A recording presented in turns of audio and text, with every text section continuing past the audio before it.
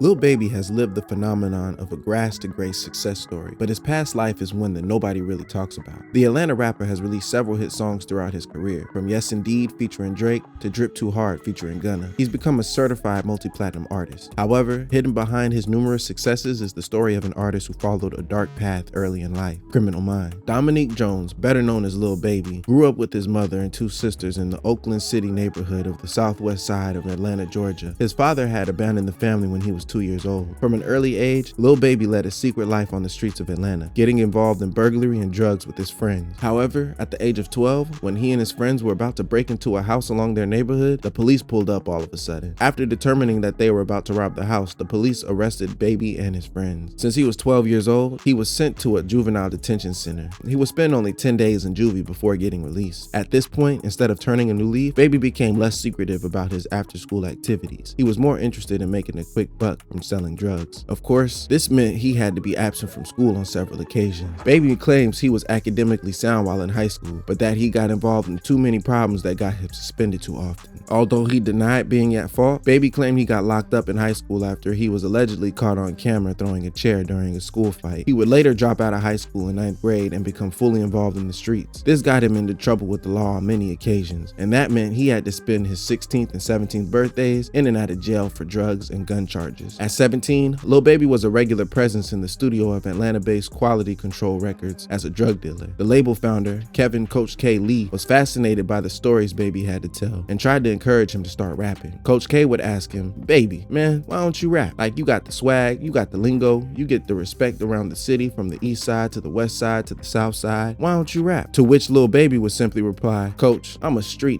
prison and transformation." By 2014, Lil Baby had caught several charges and was facing 2 years behind bars for violating his probation. He fired his initial lawyer and hired another one who got him a better deal of 6 months in the program. But after spending just 20 days in the program, he got into a fight with the white dude over racial slurs. Because he failed to complete the program without incident, he was sent to prison for 2 years. While he was in prison, Lil Baby's childhood friends and old classmates like Young Thug and Gunna, who were under Quality Control Records, were making waves in the rap industry. This made Lil Baby reconsider continuing his criminal activities in the streets after getting out. Lil Baby got out of prison in 2016 and started working on his music at Coach K's studio. Young Thug and Gunna saw his potential and decided to mentor him. Coach K offered to become his manager. 1 year later, Lil Baby released his first mixtape, Perfect Timing, which climbed the charts almost immediately. It featured rappers like Young Thug, Gunna, Lil Yachty, and Young Scooter. These days, Lil Baby continues to enjoy a prosperous career in the rap industry. Looking back, he doesn't want anything to do with the streets no more. Yeah, but you don't miss anything about your old life.